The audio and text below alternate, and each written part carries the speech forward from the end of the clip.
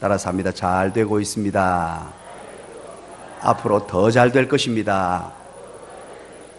왜냐하면 하나님께서 함께 하시기 때문입니다. 예, 우리 옆에 아이들 한번 쓰다듬어 주시기 바랍니다. 축복의 주인공 될 거야. 기적의 주인공 될 거야. 하나님이 함께 하시면 은혜가 임할 거야. 예, 좋습니다. 남편들 잘 만져주시네요. 고맙습니다. 감사합니다. 마가복음과 함께하는 40일간의 행복한 믿음 여행을 하고 있습니다. 즐거우시죠? 행복하시죠? 예수님과 함께하는 사랑의 깊은 교제를 우리가 함께하고 있습니다. 우리는 이 주님과 함께하는 이 여정을 보내면서 축복의 주인공들 다 되시고 기적의 주인공들 되시고 기도 응답의 주인공들 다 되시기를 주님 이름으로 간절히 축원합니다. 결혼은 참 행복합니다.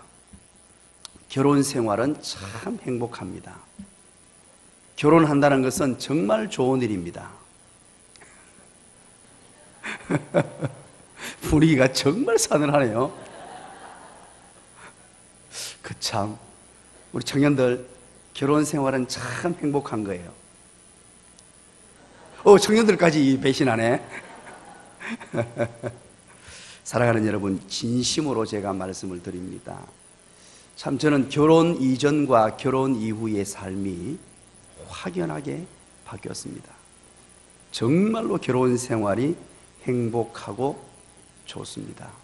그래서 저는 우리 청년들에게 늘 하는 이야기가 있습니다. 결혼은 될 수 있으면 빨리 해라. 될 수 있으면 빨리 해라. 그런데 청년들이 그런 대답을 합니다. 우리 엄마가 빨리 하지 마라 하던데요. 그 이유도 충분히 제가 알겠습니다만 정말로 결혼은 행복한 것이요, 행복하면서 참으로 신비한 것입니다. 지금까지 살면서 제가 어제 대충 결혼한 지 얼마나 되었느냐 계산을 해봤더니만 19년 3개월이 지났더라고요. 결혼을 제가 조금 늦게 했어요. 30이 넘어서 그렇게 30대에 결혼을 했는데, 이렇게 행복할 줄 알았다면 제가 20대 초반에 할 걸, 그런 마음도 가졌더랬습니다. 참 결혼 생활은 행복한 것입니다. 정말 좋은 것이에요. 이 결혼 생활, 한 남자와 한 여인의 만남입니다. 전혀 다른 사람이 만나서 그 다음엔 이들이 만나 죽도록 사랑하면서 한평생을 사는 것입니다. 중요한 것이 있어요. 죽도록 사랑하면서입니다. 이것이 깨어지고 이것이 무너지면 결혼 생활처럼 불행한 것이 없겠지요.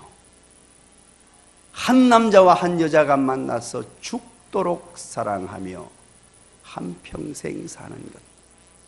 죽도록 사랑한다. 사랑이라는 것은 행동입니다. 감정이 아니에요. 희생입니다. 섬김입니다. 나눔입니다. 저는 이 결혼 생활을 이야기하면서 바로 신앙 생활에 한번 대입을 시켜보았습니다. 신앙 생활 또한 마찬가지입니다. 우리 주님 만나서 죽도록 사랑하며 그분을 따라가는 것이다. 그게 신앙 생활입니다. 신앙 생활은 그래서 너무 행복하고 좋은 것이에요. 우리 주님 만나서, 사랑하는 그분 만나서 마음껏 사랑하고 죽도록 그분만 따라가면 되는 일인데, 너무너무 좋은 일인데 문제가 있어요. 그게 뭐냐? 죽도록 사랑하지 못하면 신앙생활은 짐이 될 수도 있다는 것입니다. 제가 여러분들에게 묻습니다. 여러분 행복하세요? 신앙생활 행복하세요? 그렇다면 우리 주님 사랑하는 겁니다. 사랑이라는 것은 모든 수고와 헌신과 섬김과 눈물과 모든 것을 다 함께 안고 간다는 뜻이에요. 사랑은 그냥 장밋빛이 아닙니다. 사랑은 그냥 좋기만 좋은 게 아니에요. 모든 헌신, 모든 건 나누어주고 희생하는 거예요. 저는 결혼을 하면서 이런 생각을 가졌습니다. 나 같은 사람을 우리 집 사람이 만나 주어서 구제해 주니, 이야, 나 같은 사람이 장가도 못 갈 건데 어떻게 나 같은 사람을 구제해 줄 수가 있느냐. 진심으로 그런 생각을 했어요. 그러다 보니까 지난 20년 동안 늘 고맙고 감사하고 앞으로 봐도 감사하고 뒤로 봐도 감사하고 온갖 헌신을 다하고 살았어요. 그런데 그렇게 헌신을 하고 살았는데 알고 보니까, 뒤집어 보니까 받기만 받았어요. 제가. 이거 참 역설의 원리요 법칙입니다. 신앙생활도 마찬가지입니다.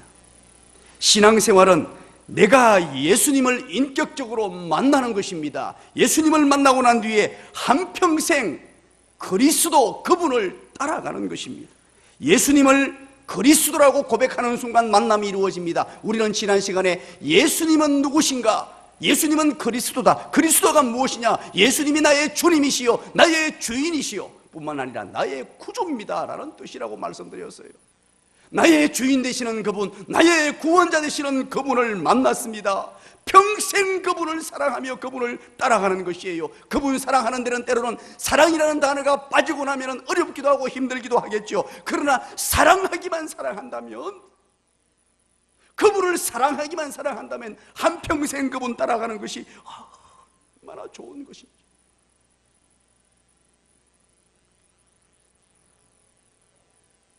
제가 한 가지 묻겠습니다.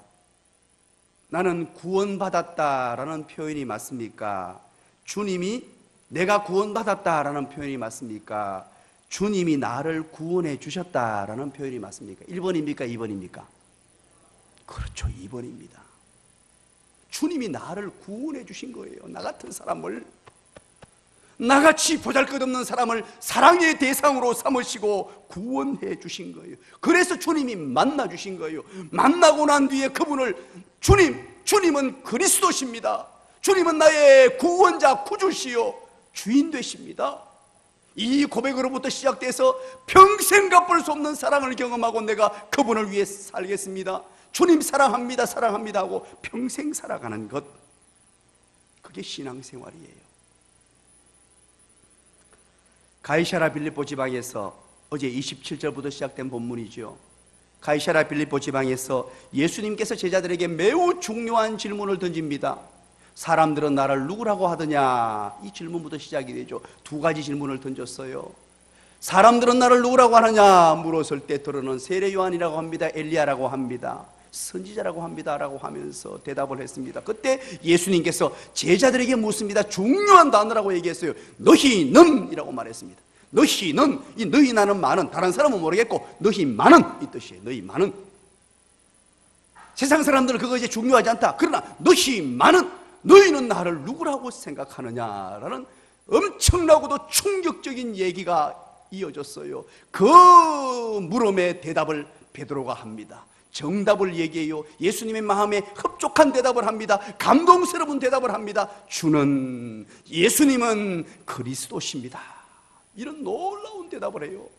예수님은 그리스도십니다. 이 대답은 예수님은 나의 구주십니다. 구원자십니다. 예수님은 나의 주인이십니다. 주인님이십니다. 이렇게 고백하는 거예요.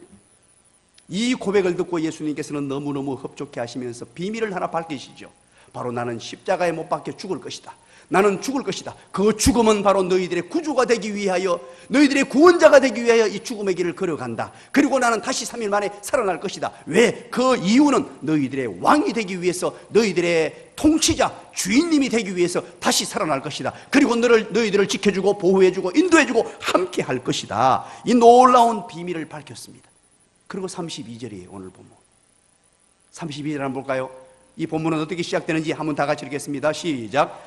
드러내놓고 이 말씀을 하시니 베드로가 예수를 붙잡고 항변하며 33절. 예수께서 돌이키사 제자들을 보시며 베드로를 꾸짖어 이르시되 사단아 내 뒤로 물러가라. 네가 하나님의 일을 생각지 아니하고 도리어 사람의 일을 생각하는도다 하시고, 이 얘기를 하고 나니까 베드로가 다시 말합니다. 드러내놓고 예수님의 죽음과 예수님의 부활을 얘기하니까 이 깜짝 놀라가지고, 아니 예수님 죽으면 어떡합니까? 예수님 죽으면 어떡합니까? 항의하고 항변하고 예수님에게 막 따졌단 말이에요. 따지니까 예수님께서 베드로에게 꾸짖었다는 거예요. 네가 지금 무슨 말을 하느냐? 내가 지금 사람이 이를 생각하는 듯한 네가 사단아 물러가라. 하나님이 이를 생각해야지. 이 구원사역, 이 놀라운 일을 해놨는데 네가 지금 그럴 수 있느냐 하고 꾸짖었다는 내용이에요. 그리고 34절, 이 본문은 여러분 동그라미를 쳐놓으시고 밑줄을 쫙쫙 그어 놓으셔야 될 오늘 너무너무 중요한 바로 우리 제자도에 관한 정말로 중요한 우리의 삶의 지침과 삶의 원칙과 우리가 주님을 따라가는 믿음 여행을 하는 평생 여정에 잊지 말아야 될 중요하고도 중요한 얘기를 예수님께서 드디어 하시는 거예요. 정말 중요한, 이걸 놓쳐버리면 앞으로 주님 따라가는 이 길을 잘 따라가지 못합니다. 이 결혼 생활이 불행해집니다. 우리 주님과 함께하는 신앙생활이 불행해져요. 이것만 지키면 정말로 행복한, 이 34절 안에 다 숨겨놓았어요. 이 한 절 안에 놀라운 제자도의 사명들을 다 숨겨놓고 행복한 신앙생활, 즐거운 신앙생활, 기쁘고 좋은 신앙생활을 다 숨겨놓았어요. 34절 한번 읽어볼게요. 이 엄청난 비밀들이 여기 숨어 있습니다. 다 같이 읽습니다. 시작. 나를 따라오려거든 자기를 부인하고 자기 십자가를 지고 나를 따를 것이니라. 아멘. 무리와 제자들을 불러 이르시되 하고 예수님 말씀하십니다. 누구든지 나를 따라오려거든, 이렇게 번역해 나왔는데요, 이게 우리말로는 따라오려거든 이 한 단어처럼 번역을 해 놓았습니다만은 원문에는 따라오기를 너희가 소원한다면, 그대로 번역하면 그렇게 됩니다. 너희 따라오기를 너희들이 소원한다면, 바꾸어 말하면 너희가 나를 따라오기를 간절히 원한다면, 너희가 참으로 나를 따라오기를 원한다면, 주님을 따르기를 간절히 원한다면, 이제 주님 만나가지고 좋아서 주님 따라가는 길을 가야 되는데 정말로 주님 만나가지고 예수님을 주님으로 그리스도로 섬기고 했다면 간절한 마음이 생기는데, 나도 주님 따르겠습니다, 주님 다신 그 길 가겠습니다, 주님과 함께 가겠습니다, 이런 간절한 마음이 생긴다면 이 세 가지 원칙을 반드시 지켜라. 오늘 이 본문에서 제자의 조건을 세 가지로 얘기합니다. 신앙생활을 하는데 기쁨을 놓치지 않고 행복을 놓치지 않고 이 즐거움을 놓치지 않고 그리 살아가는 비결, 신앙생활하면서 기쁨이 가득한 삶, 교회 생활하면서 정말로 환희가 넘치는 인생이 되기 위한 이 세 가지 조건을 밝혀주시는 거예요. 궁금하죠? 궁금하면 고개 끄덕끄덕. 땡큐 베리 감사합니다. 첫 번째, 뭐라고 밝히고 있습니까? 자기를 부인하는 것이다 라고 밝히고 있어요. 우리가 생각하고는 좀 거리가 멀죠. 내 예쁜 거 좀 봐라 그러고 내 잘난 거 좀 봐라 그러고 자기를 드러내고 자기의 어떤 실력과 능력과 학벌을 과시하고 자기 가문을 과시하고 좀 이래야 될 것 같은데 전혀 그런 것이 아니라 자기 부인을 얘기해요. 우리 주님과 함께하는 신앙생활, 행복과 기쁨이 가득한 신앙생활, 즐거운 인생, 행복한 인생, 정말로 멋진 인생을 살아가기 위해서는 자기 부인을 얘기한단 말이에요. 우리는 지금 끊임없이 자기를 높이는 것을 강조하는 시대에 살고 있습니다. 그것이 지나쳐서 심지어는 자기밖에 모르는 그런 세대가 되어버렸어요.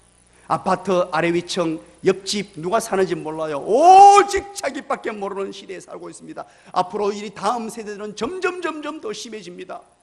어쩌면은요, 나만, 나 자신만은 알고 사는 이 시대가 되어가는 이 괴물 시대가 되고 있어요. 그런데 성경이 요구하는 하나님의 택한 백성의 삶은 자기 부인입니다. 예수를 믿고 나면 이기적인 삶에서 이타적인 삶으로 전환이 이루어지는 게 당연한 거예요. 예수 믿는다고 하면서 자기밖에 모른다는 것은, 그것은 여러분 용서하고 들으십시오, 가짜입니다. 짜가란 말이에요. 여기도 짜가 저기도 짜가, 짜가가 반친다.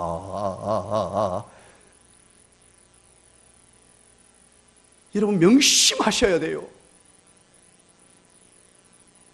그거 짜갑니다. 주님의 제자로서 주님을 따르고 예수 믿는 사람은 철저하게 자기를 부인하고, 자기를 부인한다는 것은 이타적인 삶을 살고 다른 사람을 위하여 살고 남에게 나를 양보하고 나보다 남을 낮게 여기고 남의 얘기를 존중하고 남의 얘기를 들어주며 아무리 부족하게 보이는 사람의 얘기도 들어주고 수용해주고 용납해주고 사는 삶. 바울은 말세의 특징을 뭐라고 표현했습니까? 디모데후서 3장 1절입니다. 말세의 특징을 얘기하면서 3장 1절, 2절, 3절, 4절, 5절 쭉 얘기하는데요, 이렇게 얘기합니다. 너는 이것을 알라. 말세에 고통하는 때가 이르면, 말세에 고통하는 때가 이른다. 그리고 2절에 이렇게 말합니다. 말세의 특징 가장 먼저, 사람들이 자기를 사랑하며 돈을 사랑하며, 교만하며 쭉 연결되죠. 자기를 사랑하고 자기를 최고로 여긴다. 여기에서 여러분 한 가지 묻겠습니다. 자기를 소중히 여겨야 됩니까? 자기를 소중히 여겨야 됩니까?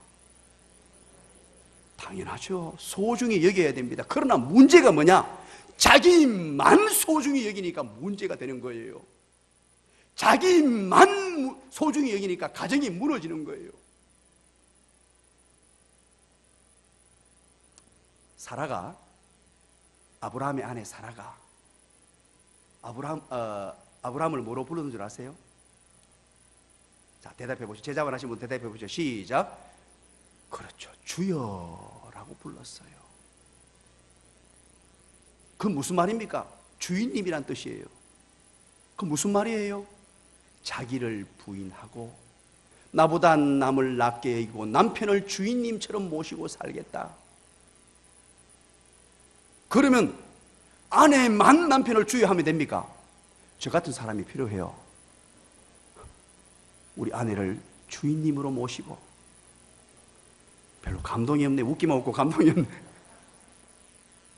서로, 이게 우리 신약 성경의 서로 원리예요. 서로 종이 되라. 서로 원리예요. 서로 원리. 혼자 하는 게 아니고 서로. 그리스도인들은 폴 비츠라는 기독교 심리학자가 있습니다. 이 심리학자가 이런 얘기를 했습니다. 우리 시대의 가장 무서운 종교, 가장 무서운 이단은 자기 숭배라는 종교다라고 했습니다. 오직 자기밖에 모르는 이 세대를 꼬집는 그런 이야기죠. 오늘 현대를 사는 사람들의 모습을 여러분 한번 보십시오. 자기를 높이라, 자기를 선전하라, 자기를 주장하라, 자기를 세워라, 자기 PR을 해라, 자기 자신은 자기가 나타나야 된다, 이런 가르침을 주고 있어요. 소위 말하는 현대의 심리학자들의 그 책들을 한번 보세요. 80~90%가 전부 하나같이 하는 얘기가 자기를 드러내라, 자기를 높이라, 자기를 자랑하라, 계속해서 세상의 가치관은 그렇게 가르칩니다. 그러나 하나님의 말씀은 자기 부인이에요. 자기 부인입니다. 자기를 부인하라. 매우 역설의 법칙 여러분 아십니까? 자기를 부인할 때 행복이 찾아와요. 자기를 부인할 때 기쁨이 있어요. 예를 들어 볼게요. 제가 결혼 생활을 하면서 나같이 잘난 놈이, 나같이 잘생긴 놈이, 나같이 이렇게 멋진 인생이 주머니 손 넣고 어깨 힘주고 나같이 잘생긴 놈이 저런 인간 만나가지고 저거 그렇게 해보세요. 어떻게 했어요? 우리 아내가 그 자세를 가지고 살아보세요. 어떻게 했어요? 하루하루가 고통 아니겠어요? 꼴도 보기 싫을 거 아니에요? 그러나 그것이 아니고 두 손을 다 속옷이 모으고 나같이 부족한 인생을 만나주셔서 고맙습니다. 부인님, 아름님 감사합니다.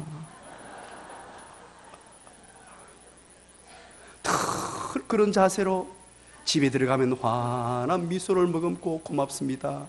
오늘도 보고 싶었나이다 주인님. 오늘도 집에서 쉬신다고 고생하셨나이다 주인님.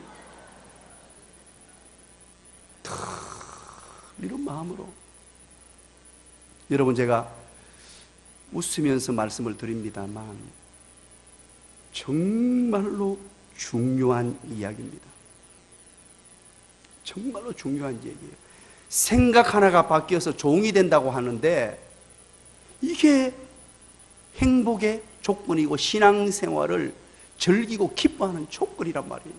이렇게 살아가는 것이 제자가 살아야 될 원칙이라는 거예요. 그런데 우리는 자꾸만 내가 이쯤 되는데, 내가 이렇게 잘났는데 이것들이 말이야, 이런 생각을 하니까 불행이 찾아오고 불평이 찾아오고 원망이 찾아오고 온갖 것들이 다 보기 싫고 다 싫은 거예요. 여러분, 신앙생활도 마찬가지입니다. 교회 생활도 마찬가지예요. 따라서 합니다. 내가 변하면 모든 것이 변한다. 내가 종이 되면 행복해진다. 그게 안 되기 때문에 교회에 목사보다 더 똑똑한 사람들이 얼마나 많은지, 목회 전문가 목회 30년 한 사람보다 더 똑똑한 사람이 얼마나 많은지. 어떤 데는 기가 차고 매가 차고 순사가 칼을 찹니다. 길 가던 어린애가 공을 차고 집에 있는 애가 기저귀를 찰 노릇이에요. 신뢰하고 믿어주고 서로 종이 되기로 결정하고 다짐하고 달려가면 무엇이 주어지냐? 사랑의 관계라는 은혜와 복이 주어져요. 사랑의 관계, 그거 바꾸려고 하기 때문에 사랑의 관계가 무너져요. 행복하지를 못해요. 왜 그런 어리석은 삶을 선택합니까? 우리 주님 말씀대로 자기 자신을 부인해야 돼요. 구소련의 노벨 수상자인 솔제니친이라는 사람이 미국을 방문하게 됩니다. 미국을 돌아보고 기자들이 묻습니다. 기자들이 미국을 방문해 본 소감을 한번 얘기해 보시지요. 그렇게 묻습니다. 그때 솔제니친이 이런 얘기를 합니다. 나는 미국이 기독교 국가인 줄 알았는데 와보니까 나라는 모두가 다 자기를 숭배하고 자기를 섬기는 나라군요. 이런 얘기를 했어요. 우리 인간의 모든 본성을 꿰뚫어 얘기하는 얘기죠. 자기밖에 모르는 그 미국 사회의 실용주의적 사고 가치관을 얘기하는 거겠죠. 오로지 이익이 되면 하는 자기밖에 모르는 자기 이득만을 위해 사는 그들의 이기적인 모습을 꼬집는 것입니다. 이것은 기독교와는 정반대되는, 신앙생활과는 완전히 반대되는 얘기예요. 예수 믿는 사람은 남을 위해 사는 인생이에요. 남을 위해 자기 자신을 내려놓고 다른 사람을 위해 사는 인생이 바로 그리스도인, 주님을 따르는 자들이 선택해야 될 매우 중요한 일입니다. 그런데 왜 이것이 안 될까요? 무엇 때문에 이것이 안 될까요? 근본적인 신앙 고백의 결핍입니다. 그것은 근본적으로 문제가 있는 거예요. 아예 예수를 믿을 때 잘못 믿은 거예요. 왜? 어제 말씀드렸죠. 주는 그리스도십니다. 예수님은 그리스도십니다. 이 말이 예수님은 나의 구주십니다. 첫 번째 문제고, 예수님은 나의 누구시라고요? 주인이십니다. 여기에서 문제가 터진 거예요. 이걸 제대로 몰랐단 말이에요. 예수님이 주인 되는 삶이에요. 나는 종이에요. 그런데 내가 주인 노릇하려고 해요. 내 인생의 주인은 누구라고요? 내 인생은 내가 주인이 아닙니다. 세상의 가치관과 세속적인 생각들은 끊임없이 우리에게 가르칩니다. 내 인생의 주인은 나라고, 내 마음대로 살아라고, 네 멋대로 하라고, 네 살고 싶은 대로 살아라고, 그게 행복이라고 가르쳐주는데 그거 가짜입니다. 내 인생의 주인은 우리 예수님이라는 거예요. 이 신앙 고백부터 비틀어진 거예요. 이것부터 바로 세워야 돼요. 그래서 어제 이 베드로의 고백이 너무너무 중요한 거예요. 사랑하는 여러분, 우리가 한평생 살면서 얼마나 짧은 인생입니까? 눈 한 번 감았다가 뜨니까 10년이 지나고 부득부득 지나가는 이 인생이에요. 우리의 이 삶을 정말로 행복하냐 불행하냐를 선택하는 것, 이거 중요합니다. 가정생활하면서, 교회생활하면서, 신앙생활하면서 어떤 분은 너무너무 행복해서 너무너무 은혜 받고, 제가 앞에서 설교해 보면요, 설교 시간에 주룩주룩 눈물을 흘리는 분들이 많아요. 은혜의 훈풍이 불어닥치니까 주룩주룩 눈물을 흘리면서 말씀 들으면서 그냥 줄줄줄 눈물이 막 흘러요. 그런 분이 있는 반면에 하나님의 말씀을 받지 못하는 사람도 우리 교회는 없는데 부산에 가면 있을 수 있어요. 얼마나 불행하게 사느냐 말이에요. 왜 그 삶을 선택하냐는 거예요. 우리 시대에 보편적 철학이 있다면 세속적 인본주의, 계속해서 우리에게 요구하는 것이 뭐냐? 우리에게 내가 주인이다, 내가 내 인생의 주인이다, 이것을 우리에게 계속 주입하고 있습니다. 모든 문화, 철학, 사상, 심리학 이런 것들이 끊임없이 우리에게 네가 네 인생의 주인이라고 가르쳐줍니다. 그것 때문에 문제예요. 우리는 하나님의 말씀 앞에 내 인생의 주인은 우리 주님이십니다. 주님이 내 인생의 주인이십니다. 예수님이 내 인생의 주인이십니다. 예수님이 내 인생의 주인이십니다. 예수님이 내 인생의 주인이십니다. 이것 깨닫는 순간에 세상이 달라져요. 인생이 달라져요. 이 역설의 법칙입니다. 자기중심적 사고, 이기적인 삶에서 이타적인 삶으로, 이타적인 삶을 살려면 하나님을 사랑하는 것입니다. 이웃을 사랑하는 것입니다. 하나님 사랑, 이웃 사랑으로 드디어 나의 삶이 변화되기 시작합니다. 트랜스포메이션이 나타나기 시작해요. 놀라운 일이 벌어집니다. 하나님을 더욱더 사랑하고 이웃을 더욱더 사랑하는 이 성경적 원리, 성경적 가치관, 성경적 삶이 나오게 되고, 그때부터 내 인생이 변화되고, 그때부터 행복이 찾아오고, 그때부터 인생에 놀라운 일들이 일어나기 시작합니다. 그것이 우리의 사명입니다. 사명이에요. 또 한 가지가 무엇입니까? 두 번째가 제자의 조건, 자기 십자가를 지라고 합니다. 자기 십자가를 지라. 첫 번째가 자기를 부인하라 그러죠. 두 번째는 자기 십자가를 지라라고 합니다. 십자가는 양면성이 있죠. 죽음과 부활이라는 두 가지 양면성이 있습니다. 이 십자가를 지라 그러면 우리는 머릿속에 어떤 생각이 납니까? 단순히 어떤 생각이 나죠? 진짜 고생을 해야 되는구나. 또 내가 이 십자가를 져야 되나, 막 어렵고 힘든 거 생각하는데, 단순한 그런 의미가 아닙니다. 이거 잘 아셔야 돼요. 십자가의 의미를 잘 알아야 돼요. 어느 예배당이, 교회가 있었어요. 교회가 이쪽에 있고, 또 공교롭게도 이쪽에 절이 있었어요. 절, 사찰. 절이 있고 교회가 이렇게 같이 있게 되었는데, 이 절에서 난리가 났어요. 교회가 또 거기가 순복음계통이라 가지고 뜨거웠던 모양이에요. 찬송을 부르고 뜨겁게 통성기도 하고 찬송에 물려 퍼지고 날마다 날라니까, 이게 저런 조용하게 아미타불 그러고 있어야 되는데 그게 안 되는 거예요. 명상이 안 되고 묵상이 안 되는 거예요. 그래서 스님들이 전부 모여가지고 의논을 했습니다. 이거 빨리 교회 가서 건의를 좀 하고 무슨 조치를 취해야 되겠다. 스님들이 전부 모여가 의논을 하는데 아무도 안 가려고 하는 거예요. 교회에 겁이 나가지고 교회 아무도 안 가려고 그러는 거예요. 그래서 누가 갈 것이냐 막 의논을 하다가 오래 걸리니까 저 끝에 있던 젊은 스님이 한 분, 제가 다녀오겠습니다 하고 손을 대 벌떡 일어나더니만 활짝 웃으면서 제가 십자가를 지겠습니다.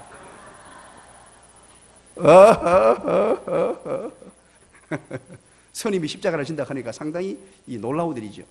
그럴 때 사용하는 말이잖아요. 그죠? 십자가를 진다니까. 그러니까 뭐 고생을 하고 내가 뭐 총대를 내고 내가 어려운 일을 당하겠다, 십자가를 지겠다, 이렇게만 생각하는데 그 의미만 있는 게 아니란 말이에요. 십자가는 두 가지가 있습니다.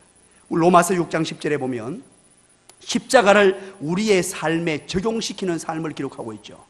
로마서 6장 10절, 그가 죽으심은, 바로 십자가에 죽었단 말이죠. 예수님께서 그가 죽으시면 죄에 대하여 단번에 죽으심이요, 그가 살아계심은 하나님에 대하여 살아계심이라 라고 말합니다. 이게 예수님의 죽음이고 부활이라는 거죠. 그런데 이것을 우리에게 적용시키는 게 6장 11절 설명합니다. 6장 11절에 이와 같이 너희도, 이와 같이 우리도 말이에요, 이와 같이 너희도 너희 자신을 죄에 대하여서는 죽은 자요, 그리스도 예수 안에서 하나님께 대하여는 살아있는 자로 여길지어다. 아멘. 자, 여기서 십자가를 적용시킨 삶을 설명해 줍니다. 예수님이 십자가에 죽으셨을 때 나의 죄도, 나의 악한 본성도 다 십자가에 죽는 것이란 뜻이에요. 십자가를 적용시킨 삶, 십자가를 지고 지는 삶이 뭐냐? 나의 죄를 다 예수님이 십자가에 못 박는 거예요. 십자가에 다 죽이는 거예요. 나의 죄악된 본성, 악한 본성, 내 옛사람, 나의 과거, 나의 잘못된 습관, 나의 잘못된 생각, 이 모든 이기적인 생각들을 전부 다 예수님이 십자가에 못 박혀 돌아가셨을 때 십자가를 적용시키는 삶은 그 십자가에 나의 과거를 전부 다 못 박아서 함께 죽이는 거예요. 그리고 예수님이 살아나셨을 때 바로 하나님에 대하여 살아난다. 이 말은 뭐냐? 하나님의 비전에 대하여, 하나님의 꿈에 대하여, 하나님의 그 원대한 일을 위하여, 하나님의 복음을 위하여, 하나님의 나라를 위하여, 하나님의 사업을 위하여 살아가는 자로 다시금 살아났다, 이 말입니다. 믿으시기 바랍니다. 이게 바로 십자가를 적용시키는 삶이에요. 우리는 이제 나의 옛 과거를 날마다 십자가에 못 박아야 됩니다. 나의 옛 사람을 십자가에 못 박아야 됩니다. 잘못된 가치체계, 잘못된 습관, 지금까지 살아와서 봤을 때 말씀에 위배되는 나의 모든 삶을 다 십자가에 못 박아야 돼요. 이것이 십자가를 지는 삶이에요. 그리고 날마다 하나님에 대하여, 하나님의 꿈에 대하여, 하나님의 비전에 대하여, 하나님의 놀라운 사업에 대하여, 하나님의 복음에 대하여, 하나님이 원하시는 삶에 대한 날마다 살아나는 인생, 세계 복음을 위하여, 하나님의 교회를 위하여 날마다 꿈꾸고 그 일들에 대해서 날마다 영향을 받고 살아나는 인생, 그게 바로 십자가를 적용시킨 삶이에요. 얼마나 놀라운 비밀이 숨겨져 있습니까?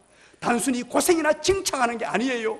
십자가를 지는 삶은 나의 옛 과거가 죽고 나의 죄된 습성이 죽고 하나님에 대하여, 하나님의 꿈에 대하여, 하나님의 비전에 대하여. 이야, 여러분 생각만 해도 가슴이 벌렁거리지 않습니까? 제 가슴 보여줄 수도 없고 지금 가슴이 벌렁벌렁거리는 이유예요.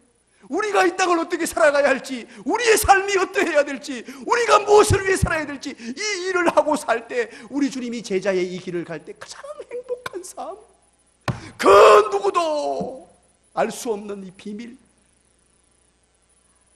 감격스러운 삶을 약속하시면서 이 일을 위해 살면 그게 제자로서 최고의 삶이고, 그게 바로 내가 너를 부르고 내가 너를 창조하고 내가 너를 제자 삼은 목적이다. 그렇게 살 때, 이 존재 목적에 따라 살 때 가장 멋진 삶이 된다는 사실을 믿으시기를 간절히 축원합니다. 마지막 한 가지입니다. 마지막 한 가지, 오늘 본문을 통하여 주님을 따라가는 삶입니다. 주님 가신 길을 따라가는, 여기에서 나를 따를 것이니라 라고 이 명령을 하고 있는데요, 이 헬라어에서는 현재 명령형을 사용하고 있습니다. 의도적으로 이것을 헬라어에서 문법을 그렇게 사용하고 있어요. 이 이유는 뭐냐 하면 지속성을 강조하기 위해서 그런데, 주님을 쫓아간다는 것은 현재부터 해서 믿고부터 계속 되어야 된다는 말이에요. 어제, 오늘, 내일 계속 되어지는 일이에요. 그리고 금년에만 아니고 내년에도, 그 후에도, 그 후에도 한평생 주님을 따르라는 뜻이에요. 한평생 주님을 따라가는. 자다가 생각해도 고마운 일이죠. 우리 주님이 이런 명령 주시니까 안 그래도 주님 평생 따라가고 싶은데 너무 좋았어, 너무 행복해서 따라가고 싶은데 주님께서 그렇게 하라는 거예요. 이게 웬 은혜입니까? 웬 사랑입니까? 구원해 주신 것만 해도 고마운데 평생 내가 너를 붙들어 줄 테니까 나를 따라라. 평생. 이런 은혜가 어디 있습니까? 우리를 버리지 않는데요. 우리 잘못했다고 그냥 내버리지 않는데요. 성찬아, 좀 실수해도 안 버린대. 기가 막힌 은혜 아닙니까? 평생 따르도록. 그런데 여러분, 이 가운데는 어려움이 있을 수도 있어요. 가는 길에 어려움이 있을 수도 있습니다. 때로는 여러분, 높은 산으로 우리 주님이 인도할 수도 있어요. 때로는 사드락과 메삭과 아벳느고처럼 나를 데리고 불뭇불 속으로 인도할 수도 있어요. 때로는 다니엘처럼 사자굴 속으로 나를 인도할 수도 있습니다. 베드로처럼 풍랑이 이런 바다로 내몰 수도 있습니다. 그러나 여러분, 명심하십시오. 불뭇불 속으로 인도하셨을 때에 힘들고 어려운 것은 잠깐이고, 불뭇불에 사람이 타지 않는 기적과 역사가 나타나는 줄 믿으시기를 간절히 축원합니다. 사자가 입이 다물어지는 이적이 나타나는 줄 믿으시기를 간절히 축원합니다. 폭풍우가 잔잔해지는 역사와 기적이 나타나는 줄 믿으시기를 간절히 축원합니다. 그게 바로 신앙생활의 묘미요 행복입니다. 기가 막힌 은혜가 우리에게 주어지는 거예요. 왜냐하면 우리의 이 믿음 여행은, 믿음 여정은 예수님과 함께하는 것이기 때문에 그래요. 그래서 역설의 법칙을 말하는데 35절 36절 우리 한번 읽어볼게요. 어떻게 주어지느냐? 다 같이 읽겠습니다. 시작. 누구든지 자기 목숨을 구원하고자 하면 잃을 것이요 누구든지 나와 복음을 위하여 자기 목숨을 잃으면 구원하리라. 사람이 만일 온 천하를 얻고도 자기 목숨을 잃으면 무엇을 유리하여? 이 위대한 역설의 진리를 얘기합니다. 주님과 복음을 위해 목숨을 잃는 자는 하나님께서 결국 얻게 한다. 예수님의 생각을 보십시오. 예수님이 십자가로 가셨을 때 모든 사람은 예수님이 끝났구나, 십자가로 가셨을 때 저거 처참하게 죽으시는구나 했는데 부활의 영광, 놀라운 인류 구원의 엄청난 위협을 달성했었지. 이게 바로 신앙생활의 역설의 법칙입니다. 때로는 우리에게 고난이 다가옵니다. 역경으로 다가옵니다. 제자의 길을 가려고 할 때, 주님을 따라갈 때 때로는 문제거리가 있습니다. 그러나 그 문제보다 더 큰 역사와 기적으로 더 큰 열매로 허락하신 하나님을 기대하시기를 간절히 축원합니다. 마지막 결과를 읽겠습니다. 38절입니다. 다 같이 읽습니다. 시작. 누구든지 이 음란하고 죄 많은 세대에서 나와 내 말을 부끄러워하면 인자도 아버지의 영광으로 거룩한 천사들과 함께 올 때에 그 사람을 부끄러워하리라. 나와 내 말이라고 했습니다. 우리 주님의 말씀을 부끄러워하지 않는 자, 주님을 따라가려면 주님의 말씀을 알고 그 말씀을 붙들고 그 말씀 순종하며 살아가는 것이라는 거죠. 그게 바로 제자의 삶입니다. 옆에 사람에게 얘기해 주시기 바랍니다. 제자의 삶을 멋지게 삽시다. 자, 이 마음 가지고 우리 한번 기도할게요. 오늘 이 놀라운 말씀을 주셨습니다. 오늘 여러분 이제 9장을 살피는데요, 오늘 오후에 살피겠습니다. 오후에 빼먹지 마세요.